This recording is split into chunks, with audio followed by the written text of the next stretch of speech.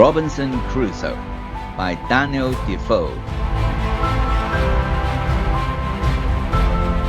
Part 10. Human Footprint and Cave. When I approached the footprint, I saw that the footprint was much bigger than the size of my foot. It was impossible that the footprint was mine. I got scared again. That night, I considered letting all my animals into the wild, destroying my fields and my summer house so that no mark of human habitation was left on the island. I was so afraid I couldn't fall asleep the whole night. In the morning, I finally fell asleep for a short time. When I woke up, my head was clear. Now, it didn't seem that strange that people lived on the islands around. Maybe they came to my islands from time to time, or now the wind carries them this way for the first time. I remembered that for the 15 years I lived on the island, I didn't meet any human being or discovered any signs of a settlement here. This calmed me down. Still, I wanted to be safe. I made another wall around my house and left holes through which I could easily fire several guns if attacked. Now, I had such a strongly protected house surrounded with walls and thick trees that no one could come near me. I was also worried about my goats.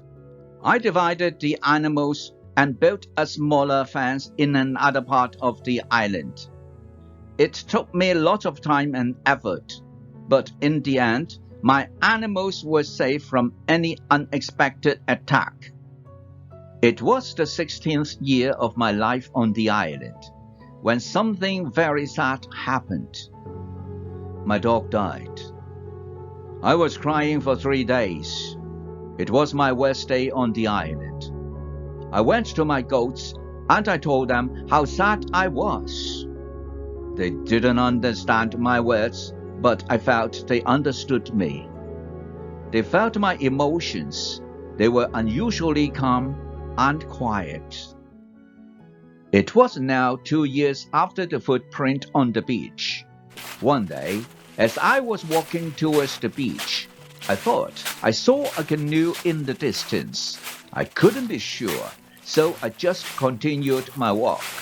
It was then that I came across something terrifying. The whole beach was covered with human remains. Skulls, hands, and feet were all over the place, and there was a black circle after a fire. I was angry and scared at the same time. They were here again, I thought. I was sick and threw up at the horrible sight. I went back to my house and again I considered what to do. I decided to give up going out at sea with my canoe because the cannibals could capture me. I also stopped firing guns because I feared being discovered by the sound. Every time I went out of my house, I carried guns to protect myself in the case of a sudden attack.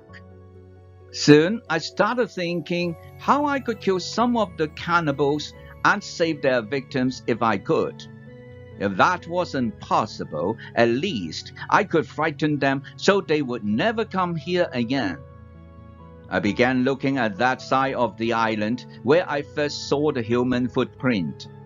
I wanted to find a hiding place for myself and prepare it for the attack. Then I changed my mind and thought it was unreasonable to fight them because they didn't do any harm to me. Eventually, I gave up the preparations altogether and decided to act only if they attacked me first. For a whole year, I was hiding my activities as well as I could. I hid my canoe. I kept myself occupied with my animals and fields. But I was very careful. I was also afraid to make loud noises, and I was worried every time I made a fire. but I needed a fire because I needed to cook. So, when I made a fire, I tried to make as little smoke as possible. Smoke could go very high and it could be seen from a distance. Once, when I was cutting some branches in the forest, I discovered a small cave. I went inside it, but as soon as my eyes were okay with the dark, I noticed two bright eyes looking at me. I jumped outside. I was scared to death. I waited, but nothing happened. I went slowly to the beginning of the cave, and I listened. I heard something. It sounded as if there was somebody injured inside. I took my gun, and I entered the cave slowly. When my eyes could see again, I discovered an old goat. It was dying in the cave. I returned to the cave the next day to find out that the goat was dead. I explored the place and found it very safe. It would make a great hiding place near the beach. That's why I brought some of my guns and some gunpowders there. 23 years passed since I first stepped on this island. Now I was living comfortably and had many animals to keep me company. Poe was repeating my name very pleasantly. I had 2 more parrots, and I taught all of them to pronounce my name. It was the last month of my 23rd year on the island, when, as I was walking to my field early one morning, I saw fire on the beach. I immediately returned to my house and loaded all guns. I took my telescope and went close to the beach. I hid myself and observed them. I saw 9 naked people who came in 2 canoes. It seems that they were waiting for the high tide to leave the island. As soon as they left, I went to the beach. It was full of blood and bones again.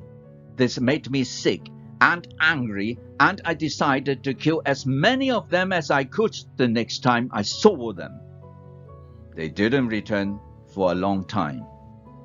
Meanwhile, something else happened that disturbed my routine. One evening, I was disturbed out of my ordinary activities by the sound of a gun at sea. I got out of my house, and I saw a flash coming from the sea. A second shot followed. I thought it was coming from some ship in danger asking for help. I took all the dry wood I could find around and ran to the beach where I made a big fire. They probably saw the fire because they fired again. I thought, I will speak to somebody tonight. This is great. I kept the fire until midnight, but there was no sign of them. It was strange. It was something what my brain couldn't understand. Maybe in the morning, I will know more, I thought.